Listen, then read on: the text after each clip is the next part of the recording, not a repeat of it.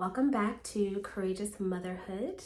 I am so happy that you are here, and we are continuing on in just the series of sharing my own story so that God gets the glory.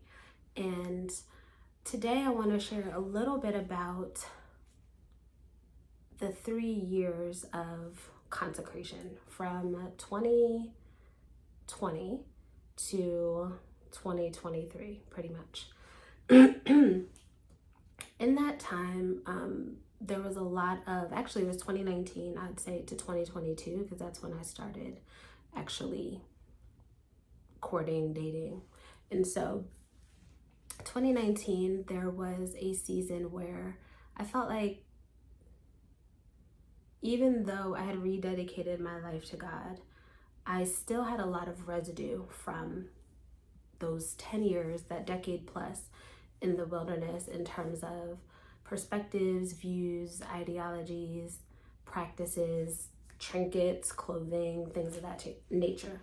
And so in 2019, towards the end of the year, it was really like, Lord, what is going on? And there started to be these promptings that I would get from the Holy Spirit about what needed to go, right? So whether that was keeping a hold of books that I had from other seasons of life, or like some of the other religions and things that I had studied, different practices that I had studied, whether it was crystals. I used to use, like rose quartz and these different crystals for healing. That was a part of energy healing practice, Reiki healing.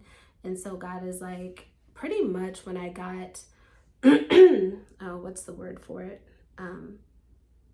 But pretty much when I took the very last, to become a master Reiki practitioner, literally after that class, God was just like, yep, and you're never practicing this again. Like, he cut it off in that moment. And I think that was 2018 or so, because I still was kind of like, it's the gift of touch, healing touch. And I want to share too, if you're somebody that has a varied background, or you're trying to figure out what means what, maybe you have certain spiritual gifts and stuff like that. The thing about God is that he has certain things that are decently and in order. We have gift of touch, gift of healing, gift of discernment. There's all these gifts, right? And then when you are not discipled in it, it's not talked about, it's not whatever, and you go seeking to understand what certain gifts are that you have and things like that, most likely you're going to fall over into this new age, or maybe even some African spirituality. You're going to fall over into some of these other practices that readily have an answer for you. They can readily explain your gifts to you when people in the church are like, oh, you didn't experience that, or you can't hear that or see that or feel that, or how did you know that, or whatever, depending on the denomination that you come from. And so every gift from God and the gifts of the Holy Spirit has a mimic, right? So if it's relationships, they'll say, oh, you have someone that's God ordained for you, and then you have a counterfeit. And so for every single gift that God has given us, I don't know the chapter and verse, but it says God gives gifts without pretty much recalling them. So whether you follow God or not, when you were born and you came to earth, there are certain gifts and talents and things that God gave you, and they're not going to be snatched back if you deny Christ, or you choose not to follow him, or whatever the case may be. So for me, a lot of that was healing touch, the gift of healing, right? And so having had certain experiences as a younger person earlier in my 20s, one of the first things I did was go back to some of the pastors, or two of the pastors in the church that I was attending as a young person. And I wanted to get clarity. I wanted to understand it. I was in Bible college, the whole nine. And they pretty much were like, you didn't experience that. That's not a thing. And I was like, huh? I wasn't asking you if I experienced it. I was looking for an explanation. And all of the what I thought was information and clarification on some of the giftings that I have found that clarity in other spaces where people would say, oh my goodness, like your energy is so intense, or when I walk away from you, I feel like this and this and that has been healed in my body, and da da da da da. And I would be like, oh, okay, like that's interesting or weird or whatever. And then finally I met somebody that was like, oh, have you ever considered this? Like, you really have a gift, da da da da da. And so immediately I was like, yeah, that makes perfect sense.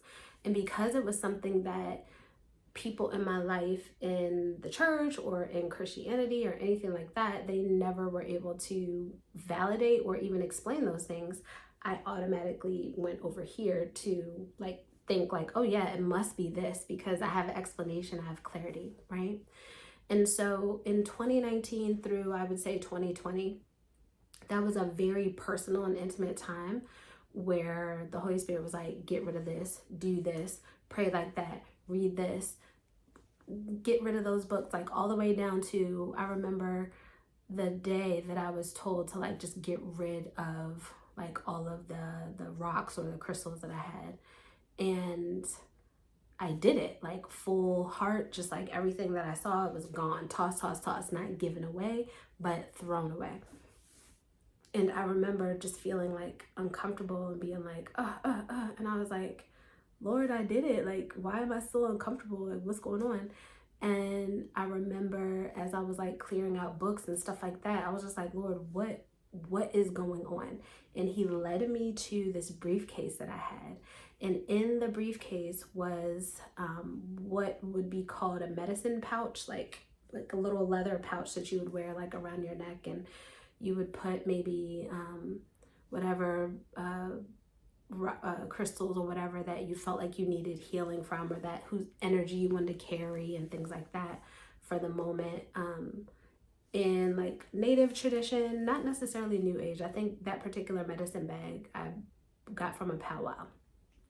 And so it was this medicine pouch that still had some crystals in it that I didn't get rid of. And so it was like very specific and pointed and detailed. Like I was on a treasure hunt or something. Like God is like, get rid of this, get rid of that, like all these books. And I hadn't realized how much I collected, but he's like, nope, what you're reading about in these books, there's incantations based upon, like, I think one of them was like an Egyptology and something like that. And it wasn't like it was witchcraft books, but because of what they were talking about and it being in direct opposition to truth, it's like they're saying these words, like our words are powerful, right? So anyway, getting rid of all of that.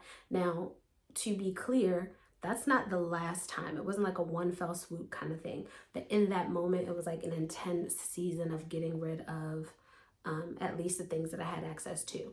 And then later on, probably in the last 2 to 3 years, because I had some items, like I had boxes and a lot of stuff in storage as well. So maybe about a year and a half ago, 2 years ago, God had me do another clean sweep once I got all of my stuff out of storage and realized that I was still holding on to certain things. It was just like, oh, remember that thing? And I would, just consistently be in prayer, like, Lord, what do I still have?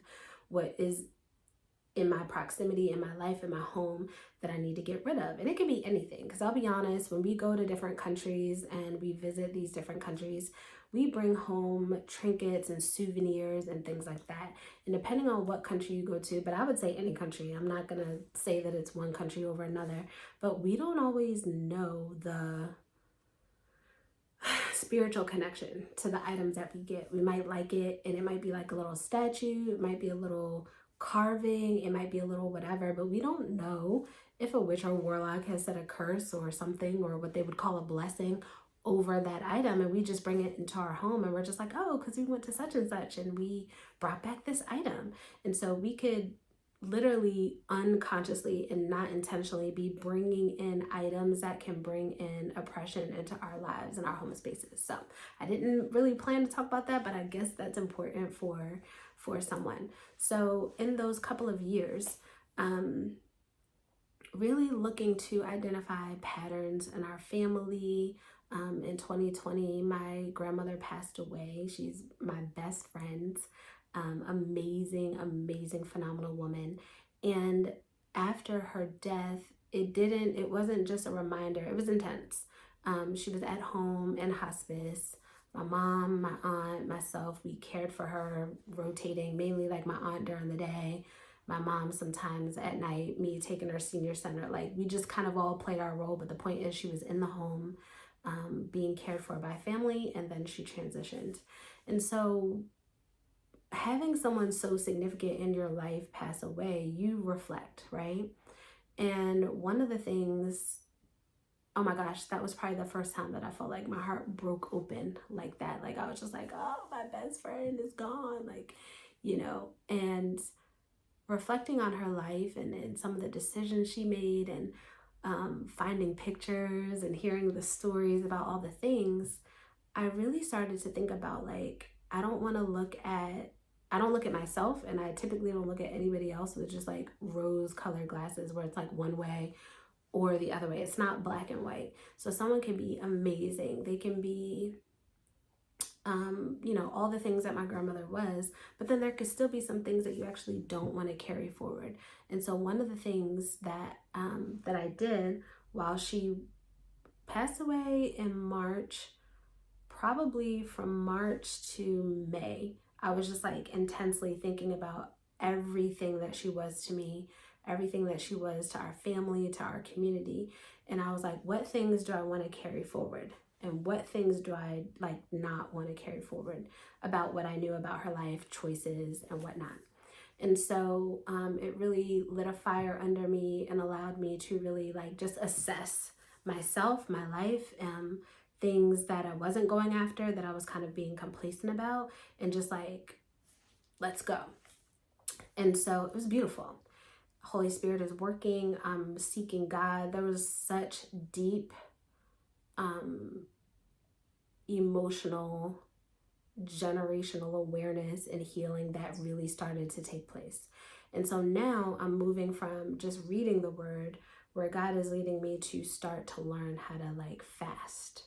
I'm learning how to pray consistently. I'm really digging in the word, not just reading the verses that the pastor says on Sunday that fit their message, but really like, Lord, where do you want me today? What do you want me in today?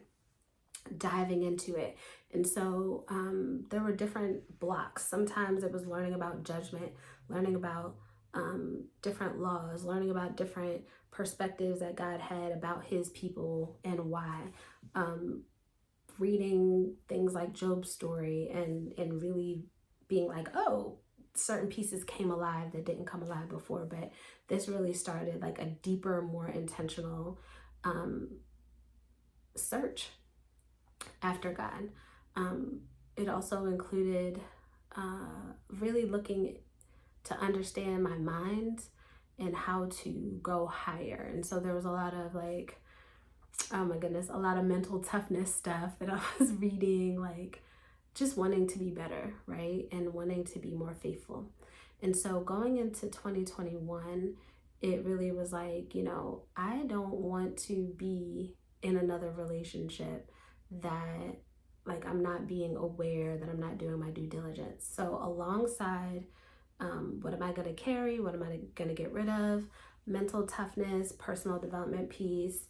There was also this like, what didn't I get from my family? Like, what didn't I learn? I have amazing men in my family, and they have loved me, but that love didn't necessarily include coaching me on like how men thought or how men behave or how men interact with women and what kind of women and things like that. And so there's lots of lore around the men in my family for different key and sundry reasons. They're very charming, sometimes womanizers, very successful, just done a lot of things, go-getter, like there's whatever, but we have like, the Clemens men, like it's, there's many stories about them, depending on where you are in the United States. And so, but not like teaching us Clemens women how to interact with men or how to look out for certain things. And so one of the people that I started listening to was R.C. Blakes. He's a pastor out of, I think Houston and New Orleans, if I'm not mistaken. He has 2 churches there. And he talks about something he calls queenology, which is like how to have the mindset of a queen, how to govern yourself, how to look out for certain things, all of that. Another person was, I think Tony Gaskins, maybe. Yes, Gaskins, Tony Gaskins. And he's kind of like big brother, uncle, like a little street, but like I'm a believer, like I love God, but like da da da da da, not but like giving it to you straight in a more casual kind of way. And so reading books about marriage, relationships, what does it look like from a kingdom perspective, all of these things. So all of this stuff is just like, what have I not gotten wrong all of these years? Because I was talking to somebody this weekend and they were like, you know, I've gotten married in the latter half of my life, and we're thinking about, you know, some of the people that I dated early on and being younger, and they were like, well, do you always date this type of man? And so I was like, no, I've dated some really phenomenal men, generous, kind, awesome. I just did not necessarily want to be married. I had seen, you know, my parents get divorced. I had seen all different kinds of unhealthy relationships in my family, and it just wasn't on top, you know, the top of my priority. And it wasn't that I wouldn't be in relationship with someone, but I wasn't necessarily marriage minded at all. You know, I had a lot of people around me that were marriage minded, but they didn't necessarily honor the marriages that they were in. And I was like, yeah, I'm good. I'd rather just be able to like break up with a boyfriend and keep it pushing. You know what I mean? So honestly, this is also the same season where I wasn't following God. So I'm just like, I'm a creative, you know, birth worker. I'm out here. I'll date when I want to. I'll be single if you want to. So this also included like a couple of years at a time where I'd just be single because I didn't feel like being bothered. And then I'd say, okay, well, I feel like dating again. And then I'd start dating and whatever. But the template, and that's what I want to talk about today, of the men that I dated this past holiday season gave me some really, really great insight. But looking back, there's 2 templates of men that I dated. So let's get back to this R.C. Blake's piece. So as I'm doing this study, I'm realizing like I have a really large level of naivete when it came to how men think or their intentionality. It's really easy to think that like, oh, he doesn't know what he's doing, or oh, it was an accident, or oh, he didn't know, or oh, you know, boys will just be boys. And there's this piece where it's like, it's kind of easy for some men, not all, to play dumb when it comes to their actions in relationship. And so Pastor R.C. Blakes would talk about all these different subjects, and I would just be soaking it up, like identifying all the things that I got wrong in the past and the red flags that I missed and all the broken projection in me that was even allowing these things to take place. So I'm just like, oh my gosh, I'm like, oh Lord, I need to take a break. Not dating, not nothing, 3 years. And so one of the things that he talked about that he makes these like individual videos on is future faking. And if you're not familiar with future faking, it is a tactic used by some men. I don't even want to say like, it's definitely used by narcissistic men, but it's also used just by men in general, where they talk to you about this future that they're going to have with you, like when we get married or when we this. And what it does is it produces a bonding and a tie with you, because you're kind of subconsciously beginning to buy in to a future that includes them, whether it actually happens or not. And as women, the way that we are built and constructed, we begin to behave in ways as if we're actually already in said future, right? That's how we're built. And so when people are future faking, they actually have no intention of doing or partaking in the thing that they're telling you about. They just want you to buy in so that you're either patient and you stay longer than you should, or when things get rough and rocky, you are still mentally and probably emotionally attached to the future that they told you about. And so you try to hold on and have hope for it because you actually believe that it's going to happen. where the guy actually knows he has no intention of you being a part of his future. He's just playing with you.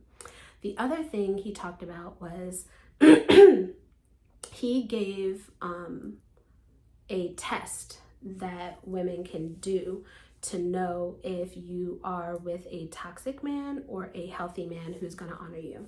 And so this is where I want to kind of talk about this today, because I don't think I've ever been in a relationship where this particular tactic excuse me, y'all, allergy season, and I'm sniffling and I'm coughing and I'm working through it. So thank you for hanging on with me. So pretty much he said that when you are in a relationship with a unsafe, toxic man, he will take information that you've shared with him that you were vulnerable about, and he will use it as ammunition in the future against you. And so one of the ways that he said, like, if you ever get to the point where you feel like everything is going great, I think I found the one, like this might be it. He said, share something with this man that would not break your heart, where it wouldn't destroy you if they threw it back in your face. It wouldn't put you in a place that you could not get back from if they shared that information and threw it like back at you. And then wait and see. Inevitably, when you have a disagreement or if you have an argument, like what comes up, and wait and see if the things that you have shared come up. Now, I will say this. You would be wise to share this or do this experiment a little bit earlier on, and then wait a little longer to give yourself time to see how it comes back. Now, I will say, even if some people are patient, I'll say that. Some people are patient, so this is not at all foolproof. But share something early and wait a little longer till you guys are kind of out of that honeymoon phase and you get to having a disagreement or something like that, to see if it's used as ammunition. So in this regard, in this marriage, this is something that I did. And I think he said also, if you start to like question things and maybe you see like a yellow flag or a pink flag, he said you want to do that absolutely at that point, so that before it turns blazing red, you have your answer. And so there was one point in our courtship, because we started courting like 5-6 months after my sister was murdered. And so I was very forthright, like, I'm grieving. My heart is very tender. It's very open.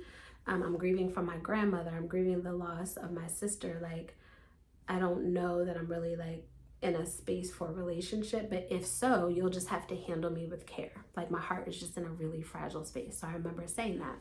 And after a couple of months of dating, I remember something was said to me that was really sharp, and I just felt it like in my heart, like a little pinch. And I was like, ooh, like that was kind of rough. Like, I need you to be tender with me. Like, remember, reminded them of what I said. And so I shared something with my current husband after that pinch in the heart thing happened, I shared something with him to see like, this is kind of what R.C. Blakes was talking about. Let me see. Now, I also want to say, give yourself some time and let things play out, because the time between that little pinch, that was like after we were engaged, but before we were married, but there was only like a 3-month span of time here. So what I will also say that I will probably never do again is that if someone is rushing you to get serious, to commit and all of that, it's absolutely a red flag. So before I get to the rest of the story, that was a pattern in this particular marriage, where we were long distance. We knew each other as children, and we knew each other in other spaces as young people, but not like close, intimate friends, but just kind of like in community. He dated a friend of mine, I dated a friend of his, like in 8th grade, or, you know, things like that. And then being around each other loosely as young adults. And so there's a familiarity there. where I know for me, it kind of brought down my walls, gave some passes that would not have been given to a stranger. And so within less than 6 weeks, it was like, I want to be exclusive. I want like exclusivity. Within the first couple of weeks of conversations, it was a lot of trauma dumping, which I'm learning is a way for you to bond quickly with people. It's like you share all the horrible things that have happened in your life immediately. There's compassion, there's empathy, people are bonded to you, and now like you've kind of got people locked in to the cycle. So within 6 weeks, it's I want to be exclusive. And it's just like, okay, all right, like, sure, this guy's being intentional. Like, yes, this is amazing, especially in today's dating world where people like are not intentional at all. And then I'll never forget, before we got to 60 days, he kept pressing me to tell him if I loved him. And I was just like, I don't know, like I like you and I enjoy where everything is going, but we're long distance and we haven't even seen each other. And that's not, in terms of like a comprehensive palette of what I'm experiencing, I also have to be around someone to know all the things. Like, what is it like being around this person in person? How does this person talk to people out in the street, on dates? In community, like how do they move? What's your attention like when we're actually in person? And there's a lot of things that you just cannot discern and see long distance that you need to see in person. And I was like, I don't know. Until we get together, I won't be able to say. And then when I had a conversation with a friend at the time, he was also pressing me like, do you love my homeboy? Do you love him? Do you love him? And I was like, I don't feel comfortable saying that. Like, I care about him and things are going great. So that's another red flag. If someone is pressuring you to share and express your devotion or love very quickly, to kind of, again, get you bonded. So anyway, fast forward, I share this information. And honestly, it is a perspective thing, where I shared about just the circumstances surrounding the conception of my daughter and what was going on in my life, and how, her dad and I had gone out. I was staying at his home for that season. There's a larger, broader story to that, but I'm going to keep it very succinct. And we go out with a bunch of friends. I drank some Long Island iced teas. FYI, if you are like a lightweight, or you're short and you're a lady, Long Island iced teas are not it, honey. Don't do it. Do not do it. So anyway, doing that, long story short, we're all adults here, wound up sleeping together and conceiving my daughter. But with the impact of the Long Island iced tea, it's not necessarily something that I recalled because I was drunk. So I then shared, moving forward to 2018, how when the Me Too movement came out and people were talking about just these different circumstances around sexual harassment, around assault and things like that, how when people were sharing their different stories, I was like, started to think about that situation. Like, okay, I wonder if like we were all drinking, but I was obviously more drunk. And he's like, well, if he still slept with you when you were drunk and all of that, then he essayed you. And I'm just like, yeah, but in my family, the way that my grandmother raised us and taught us was whatever decisions you make, you have to be accountable for. I said, so even when I wound up like being like, oh, I'm pregnant, it wasn't like, it's his fault, he assaulted me, that. So I didn't walk away from that situation at all, thinking that I was assaulted or anything like that. And then when I found out I was pregnant, it was just like, in my family, it was like, okay, like that's what you get for opening your legs. Like that's just the culture of my family, where it was like, if you lay down with somebody and you open your legs, or you put yourself in a situation and you sleep with somebody and you wind up pregnant or something else happens, you have to take responsibility for that.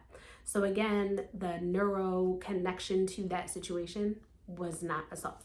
Well, move forward into our marriage, literally, I want to say no less than 5 times when we were having disagreement or anything was happening that had heightened emotions, that would be thrown at me. that's why you were R word. And so the first time I'm like, wait, what do you say? Like, don't say that. I said, first of all, you're using that word about my life and my experiences, and that's not even a word that I use about that experience. So I shared with you the nuance, but like now you're kind of throwing it back at me and you're using this particular word. Like, I don't appreciate that. Oh, I'm sorry. I didn't mean to, da da da da. Second time it happens, I'm like, you don't have permission to bring that up. Like, apparently you don't get it, but you're gonna keep pressing, apparently, and you're still using this word. But now I just would say, as your wife, I would appreciate that if I'm not talking about something about that, don't bring it up, because you are not handling it and speaking about it in a respectful and honorable way. Cool. Third time it happens, I realize, oh, this is what R.C. Blake was talking about. This person is trying to literally like say something, throw it in my face to harm me emotionally or kind of make me feel some kind of way to like inflame the situation. And so fourth time, again, it's like, here we go. Fourth time I say, listen, this is what I did. This is what R.C. Blake talked about to help identify toxic partners. And the fact that we are at 4 times and you are still throwing this thing in my face is insane. So by the 4th time or so, this person is in the military as a chaplain, and they are attending, I think they're called sapper trainings. And so I remember him doing a particular sapper training for, being able to counsel people that come to them for these kind of issues. And I remember saying to him, like, did you guys learn how to be mindful in addressing people that may have had a variety of experiences? Oh, yeah, super impactful, da da da da da. That was maybe after the 3rd time and before the 4th time. So by the time the 4th time comes and he's like saying that, and that's why you got R'd. And I'm like, this is what I did.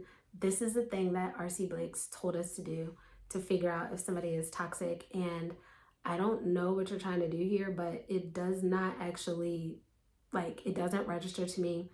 It's not throwing me off.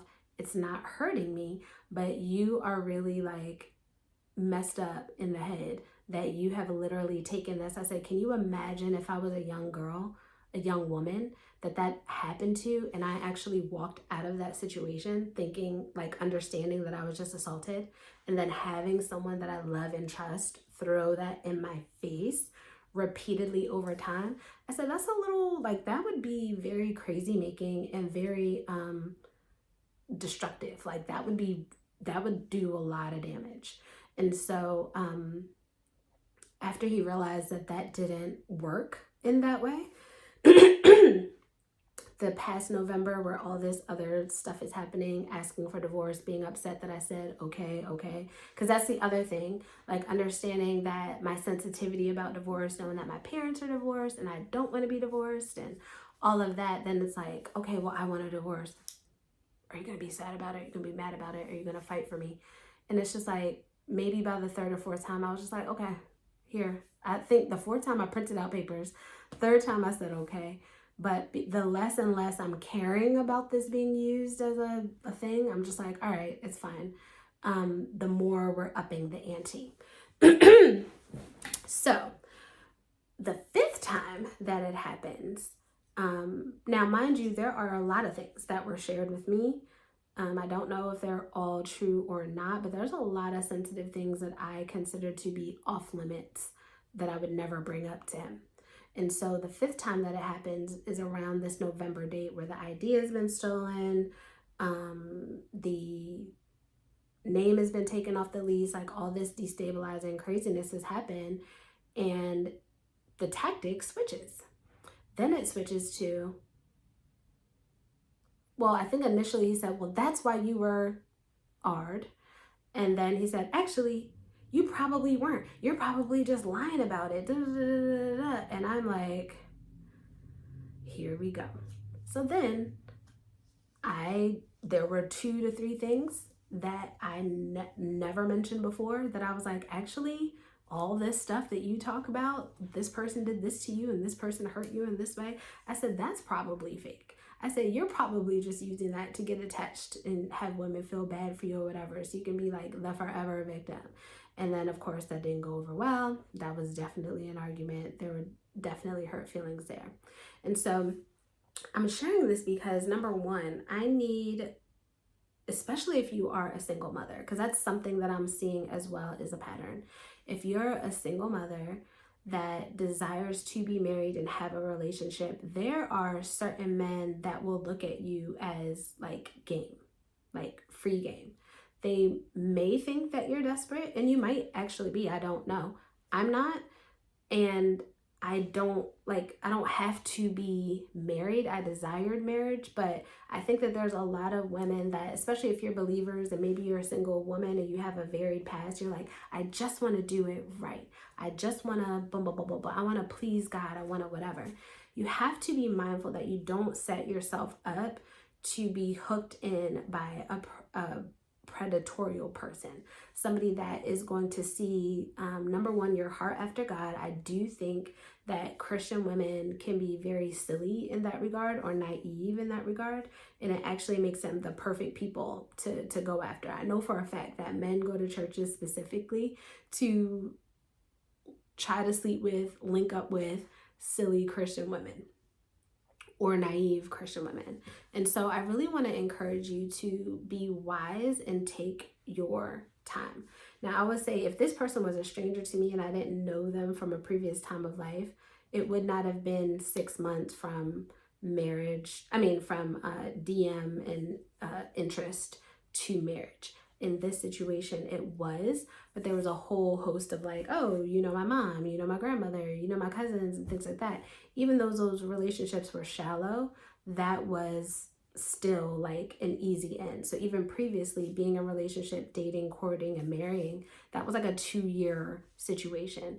And I know for a fact in this situation that some of the things that I've experienced would have come up. They would not have been able to be hidden if we would have courted and dated for over a year and then decided to get married.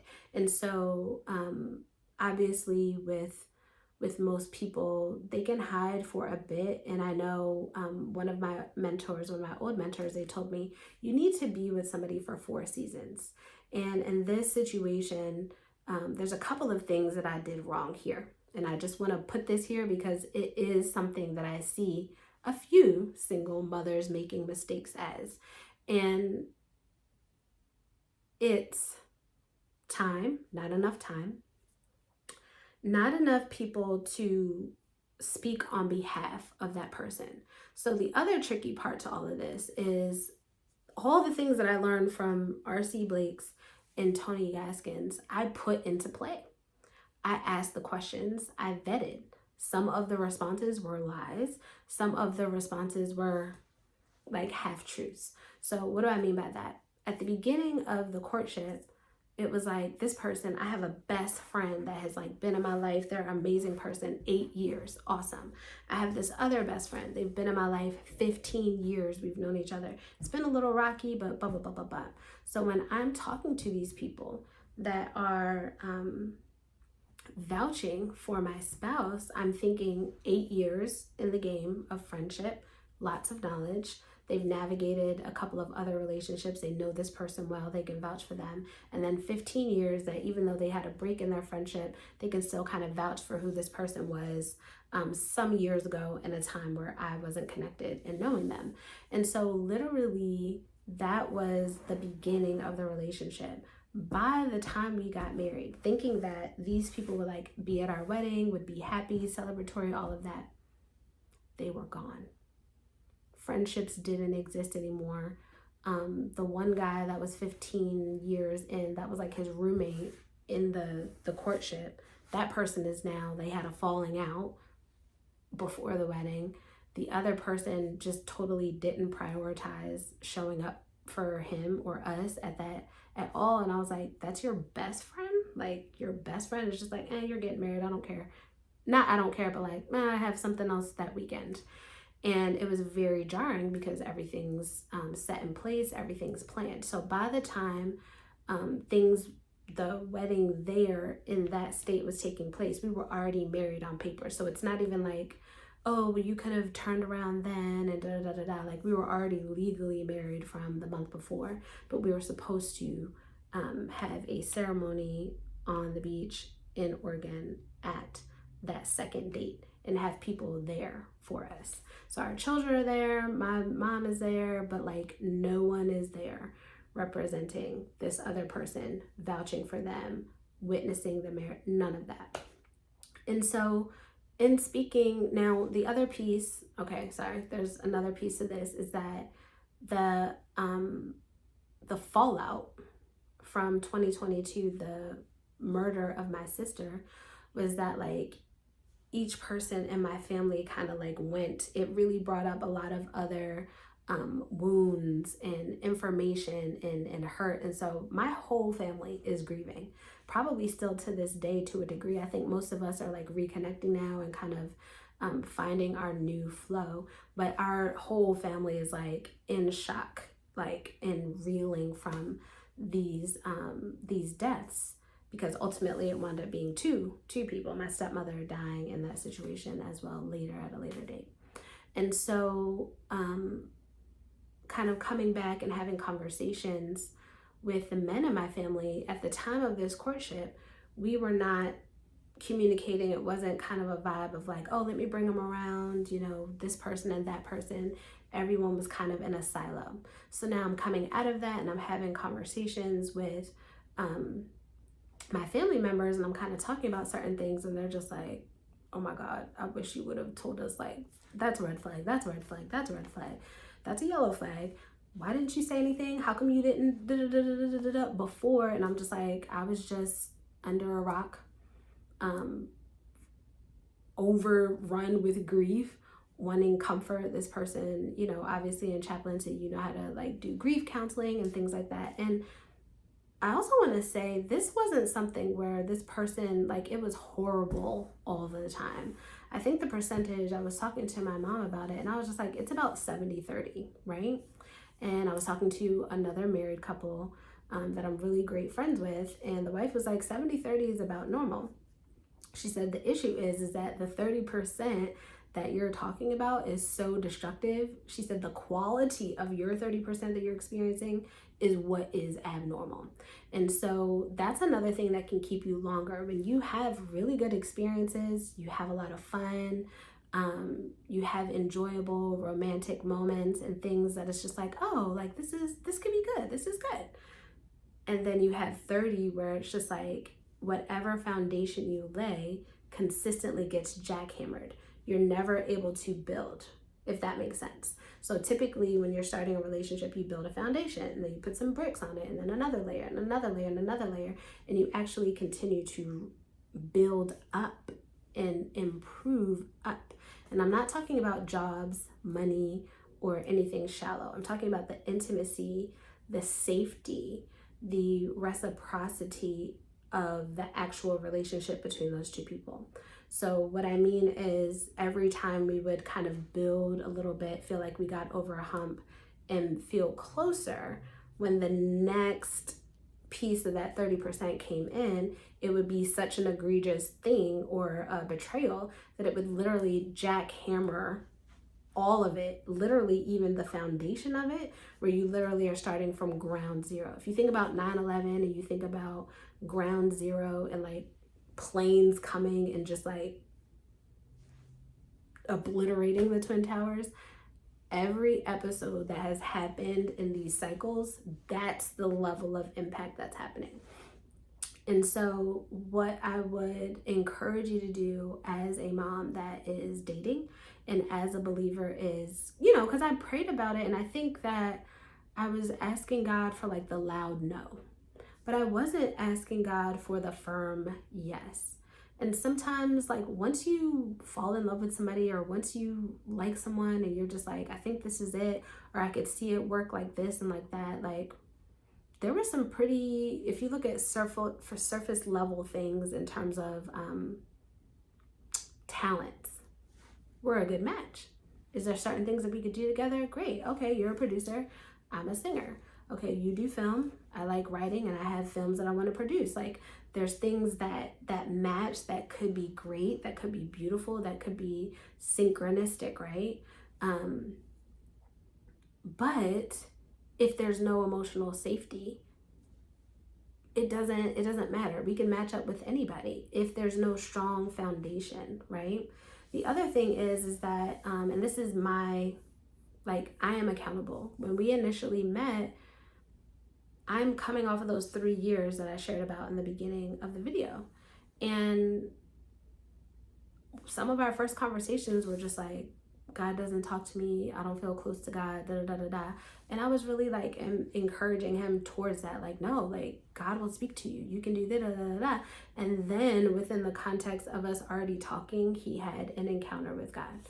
And so even when I think back to all the things that God was taking me through, if I would have been wiser about it, and if I had been more thinking about what I need a man that is more spiritually mature than me, that is mature in the Lord and has his own experiences without me and before me, and is linking me up and is finding a wife with God's guidance. If someone isn't existingly or already speaking to God, then if they tell you that you're supposed to be their wife, where is that information coming from?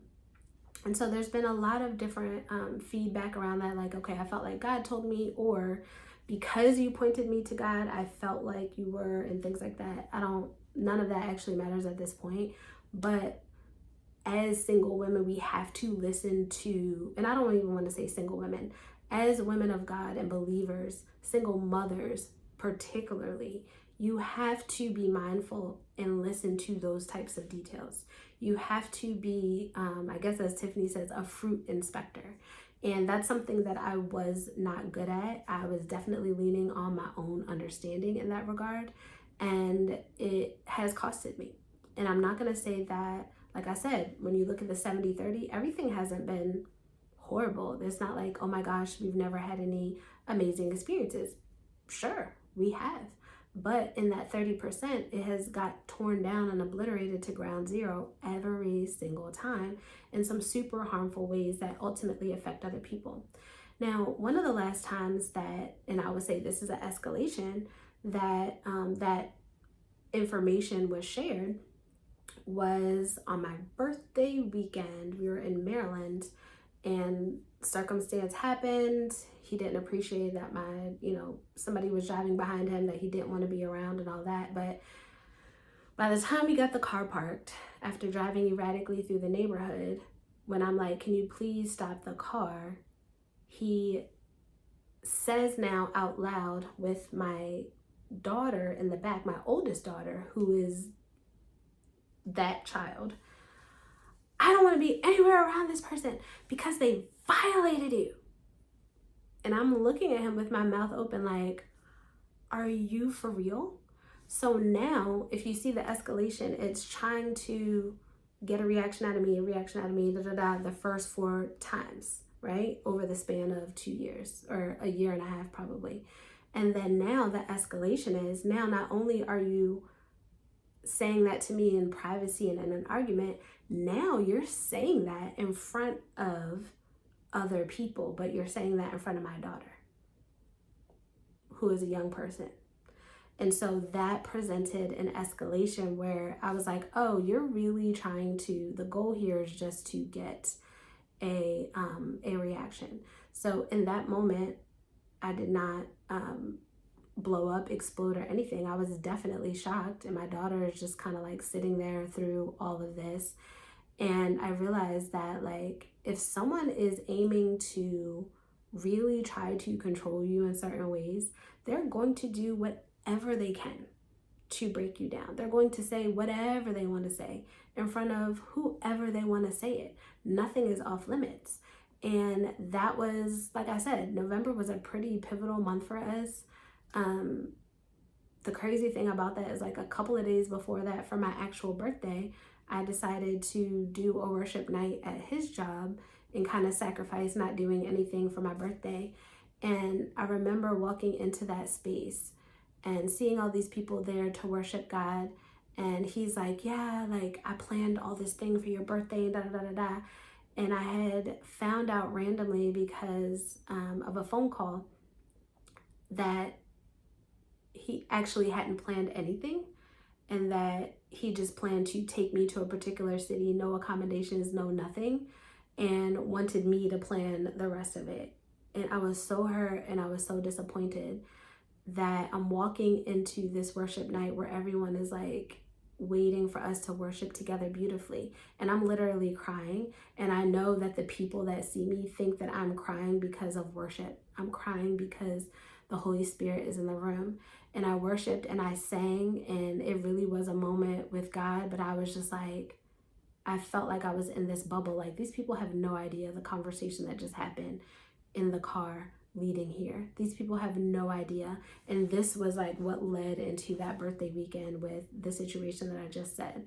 And so, you know, if you're hard-headed or a little stubborn like me, God will consistently bring situations to the forefront where it's just like, sis, I need you to get this. I need you to get this.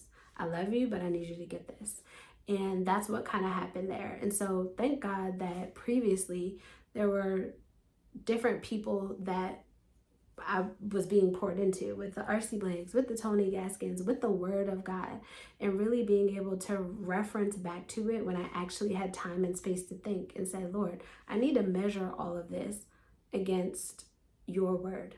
Is this ABC? Is this DEF? Is this GHI? Like, you know, and I'm really grateful that I had that information within me where it started to have little bells go off. This is future faking. This is this. And it has literally saved me. And it doesn't mean that it saved me from experiencing, you know, poor outcomes and things like that. But it has saved me in terms of like, I'm sane. I'm not losing my mind. I'm not gaslit to the high heavens and believing whatever crap people want to tell me. It's like, oh, I have information. I have had conversations with men in my family that are like, and put me on game. And I'm like, okay, tell me all the game. Can you tell me some more game? Like, so what's the rest of the game? How come y'all didn't tell us this as young girls, as teenagers, and things like that? But I'm really grateful, because there's so many of us that once you get isolated in these kinds of situations, you don't have anyone there. You don't have enough information. And I would venture to say that if you are particularly vulnerable in that way, meaning maybe you didn't have a father growing up, maybe you don't have uncles and people and cousins that can really let you know what it is and what it's not. Maybe you're not in the Word as consistently as you should be. Maybe you don't have a covering with a church and a spiritual parents and things like that are really looking out for you and advocating for you in those spaces. If you don't have those things, you are absolutely vulnerable. And so as I started to go back and reflect and think, and, you know, even to that person asking my mom for my hand in marriage, her first response was no. And then I'm like, why wasn't I told that the answer was no? I didn't know that. I didn't find that out until after I was married.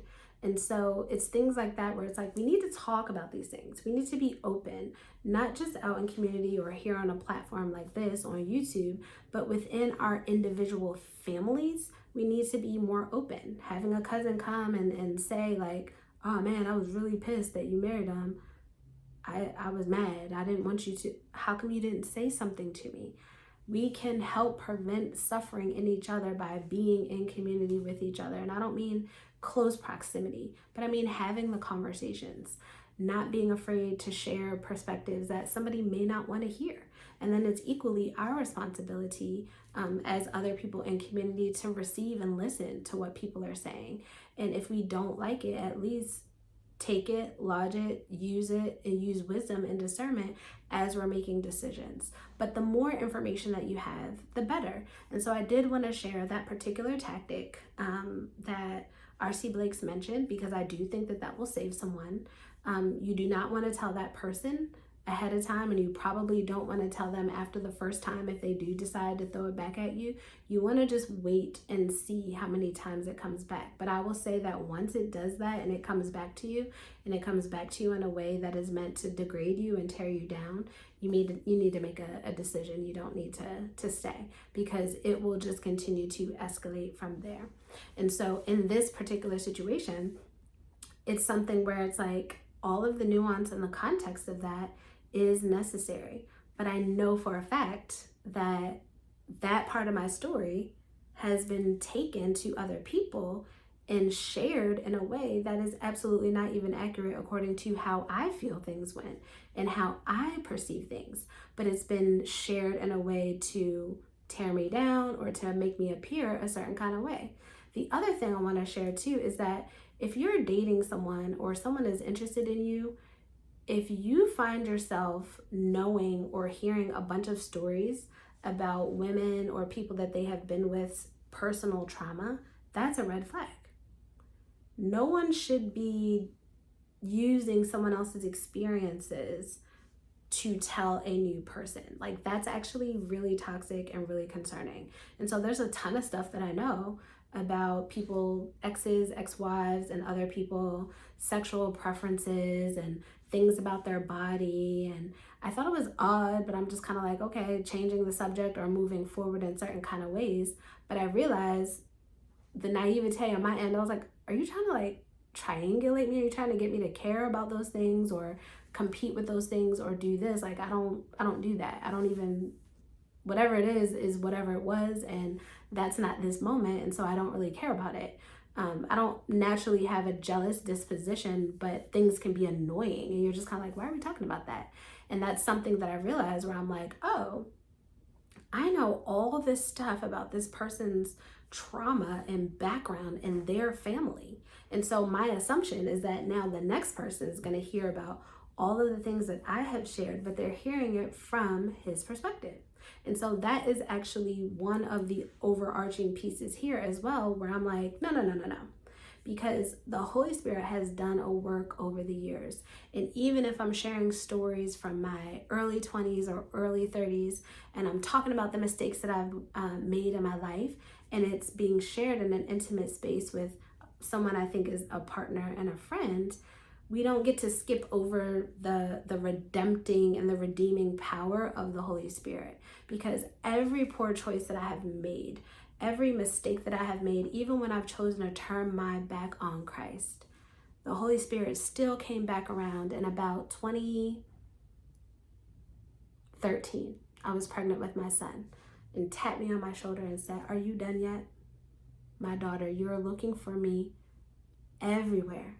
You're not going to find me in these other religions.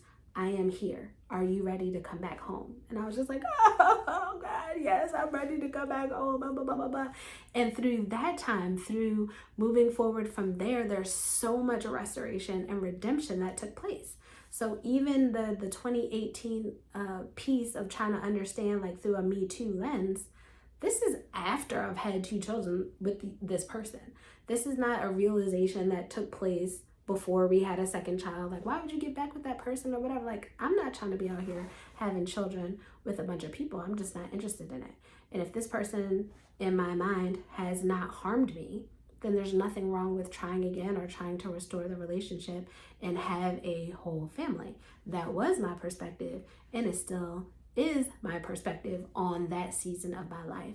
And so just being mindful that even in our pain and even in our frustration, that we don't try to take the glory. And I'm telling you right now, the woman that I am today and all the things that I've experienced in my life as a single mother of 3 children, as a married woman, as a divorced woman, these are all things that God has absolutely redeemed and restored in my life several times over the years. Any struggles or pain from absentee parents or toxic environments, these are things that God has redeemed. I've met so many people in my life as clients, in my work as a doula, where I literally have had a particular life experience so that I could help another woman get through that experience. And I'm hoping that by sharing this information, somebody does not get caught up in the web of ridiculousness, because I'm just being forthright. Even in these last couple of weeks, I've been like, Lord, please heal my heart. What do you want to get out of this? Like I said in the other video, what was the reason? And the reason is, as it has been shared with me, is to free someone from bondage and shame that may be feeling like, oh my gosh, I've made this mistake and I've done this. Does God, will God forgive me? Will God redeem me? Yes, he will, baby girl. Yes, he will. It does not matter how low, no matter how high you get, no matter how many mistakes, no matter how many lies you believe, no matter how many lies you say, just repent. Repent and get back right in good standing with God. But don't have fear of men. I have had fear of men. I don't want to say anything. Oh my goodness. I've talked about this person being this, blah, blah, blah, blah. Oh my gosh, it's embarrassing. Okay, move on. God has got you, and it's gonna be okay.